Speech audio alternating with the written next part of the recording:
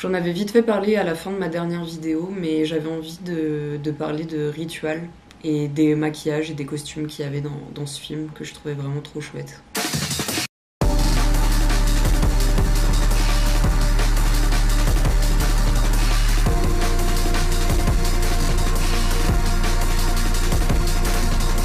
Donc le pitch du film, c'est l'étrange relation entre un cinéaste et une lunatique paumée mais attachante qui célèbre chaque jour son anniversaire.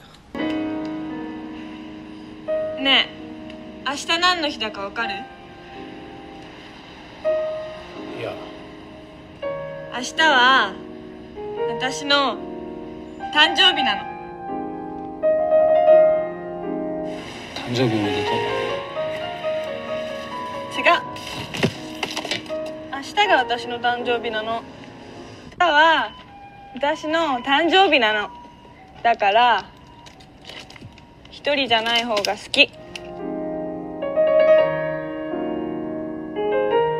Donc voilà, c'est une meuf, tous les jours c'est son anniv. Elle vit dans un immeuble abandonné qui est un peu son terrain de jeu. Et tous les jours, elle se maquille et elle se déguise un peu d'une autre manière. Et le fond de tout ça, c'est qu'elle est hyper dépressive et qu'elle a vraiment du mal à se remettre de certains traumas de sa vie. Elle se noie un peu dans l'illusion de la fête et en fait elle a envie de célébrer tous les jours son anniversaire pour essayer d'oublier le fait que en fait elle va super mal. Et elle rencontre ce cinéaste qui décide de faire un film sur elle et qui va découvrir au fur et à mesure pourquoi elle va mal, quoi.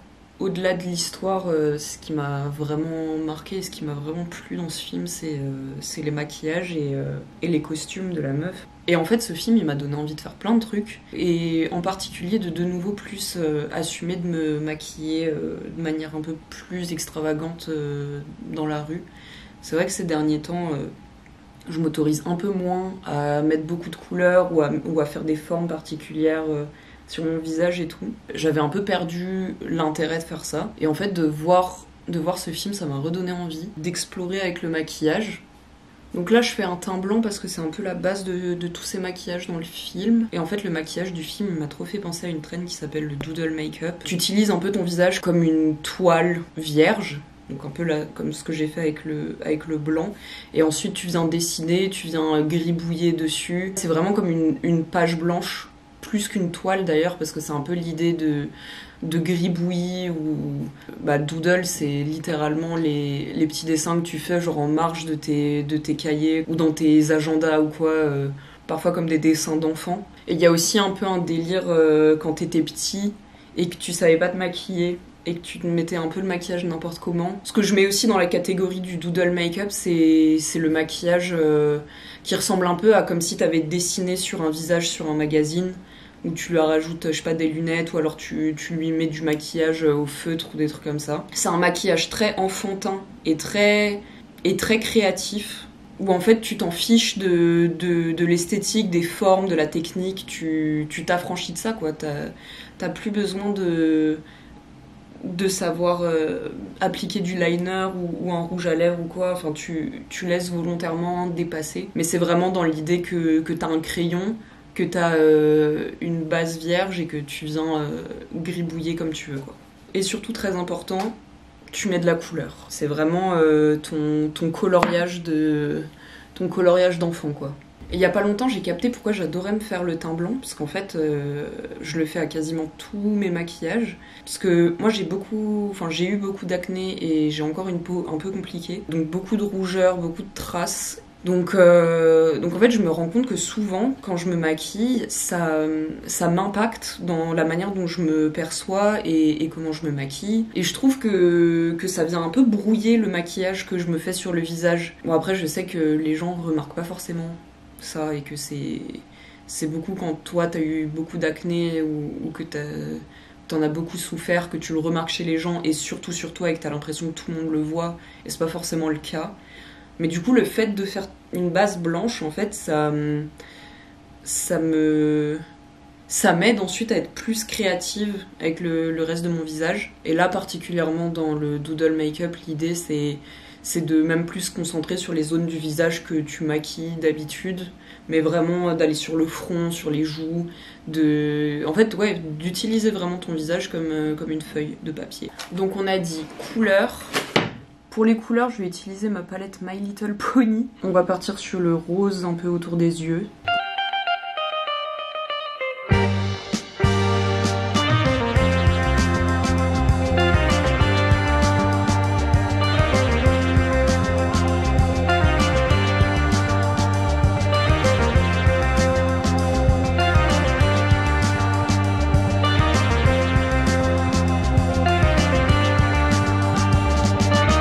En fait, j'essaye de partir un peu dans une esthétique fête, je sais pas, ballon, fête foraine, on va dire. Je vais utiliser le jaune. Le problème, c'est que je suis trop une bonne élève et que j'arrive pas à faire mal. Alors que vraiment, tout le principe du doodle, c'est que je me gribouille le visage et que j'arrête de réfléchir à si c'est esthétique ou non. Mais j'y arrive pas.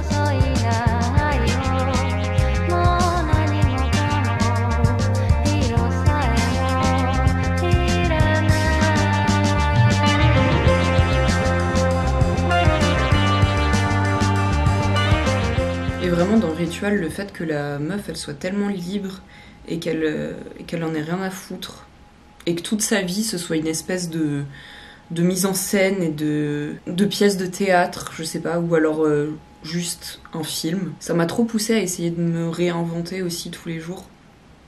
Enfin, ça m'a redonné cet élan-là, ouais, d'être plus créative et de plus oser essayer des choses et de plus m'amuser en fait. Enfin, ça m'a de nouveau donné envie de plus expérimenter dans le maquillage, dans ma façon de m'habiller.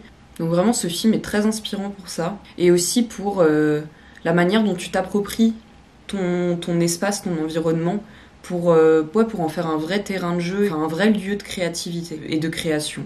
Et de pas avoir peur de foutre le bordel. Je trouve qu'il y a beaucoup ça aussi dans ce film, c'est un bordel permanent. Partout où elle passe, même elle est un bordel. Et en fait, elle est dans un constant changement, mais pour fuir ce qu'elle a dans sa tête et ses traumatismes. Et dans ce bordel, il y a une forme de cohérence et de beauté qui émerge. De mettre de côté un peu la maniaquerie, que ce soit dans le maquillage du coup spécifiquement, ou chez soi en fait, de s'autoriser à laisser le bordel, parce que c'est souvent dans le bordel que naît une créativité.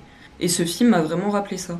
Parce que comme il y a une tendance à aller vers le propre, le presque aseptisé, que ce soit dans nos intérieurs, dans notre manière de nous habiller ou de nous maquiller, en fait, où le maximalisme a un peu disparu là et qu'on est revenu à un truc très minimaliste, genre par exemple avec la trend de la clean girl et tout, très sobre finalement. Ça fait du bien de faire revenir un petit peu de couleurs et de bordel quoi. Je sais pas trop comment l'exprimer autrement que juste ce mot-là. Et dans le doodle make-up, il y a vraiment cette idée-là. Je sais pas si c'est une trend qui est très en vogue ou si elle l'a déjà été d'ailleurs. Mais en faisant un peu mes recherches, je suis tombée sur des maquillages de Issa Maya French, des années 2013-2015, où justement elle faisait grave ça, du doodle make-up, où elle utilisait les visages comme des tableaux.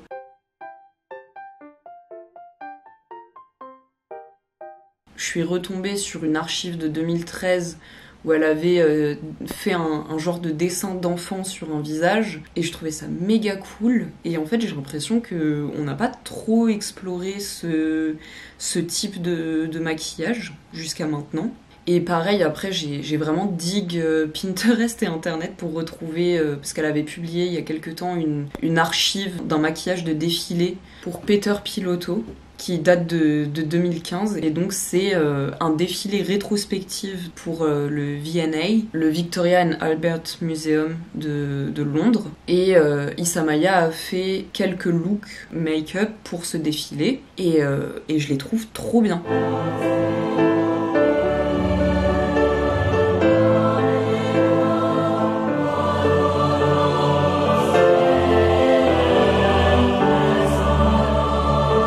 Et surtout, ce qui est super chouette, c'est la démarche. Enfin, c'est la réflexion derrière ces maquillages, parce que c'est des maquillages qui se font à chaque fois écho hyper fort aux silhouettes qu'elle a maquillées. C'est comme si elle avait fait la silhouette, le look, mais en maquillage. C'est aussi quelque chose qu'on peut remarquer dans Ritual, c'est que les coiffures et les maquillages sont très symboliques des états d'âme dans lesquels le personnage est, mais font aussi beaucoup écho aux costumes qu'elle porte et aux différents styles qu'elle a dans le film. J'ai rarement vu des maquillages de défilé aussi inventifs. Mais ouais, à part Pat McGrath depuis les années 90, je crois qu'il n'y a pas énormément de make-up artistes qui font du maquillage de défilé, qui n'est pas juste pour sublimer le look, mais qui va vraiment rajouter une nouvelle dimension à la silhouette. Et là, particulièrement, ces looks d'Issa Maya, je les trouve géniaux, quoi. Parce que c'est vraiment, les visages sont des purs tableaux. C'est un putain de concept. Et notamment celui que j'aime le plus, et dont je me suis inspirée d'ailleurs pour faire un look, c'est celui avec la fleur. Et je crois que tous les maquillages de ce défilé ont été faits avec de la peinture de body painting.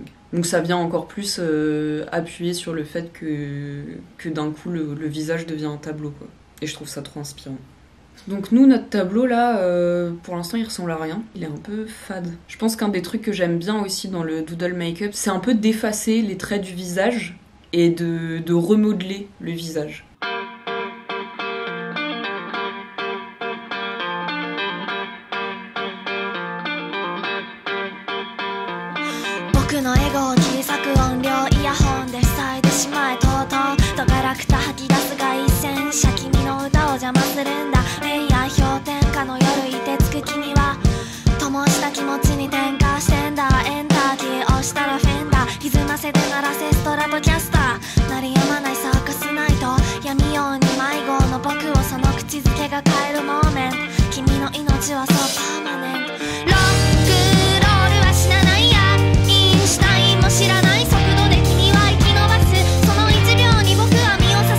Je me suis un peu éloignée de ce que je voulais faire de base, qui serait peut-être plus fidèle au film Ritual, mais en même temps, la meuf du film, elle aurait pu faire ça aussi.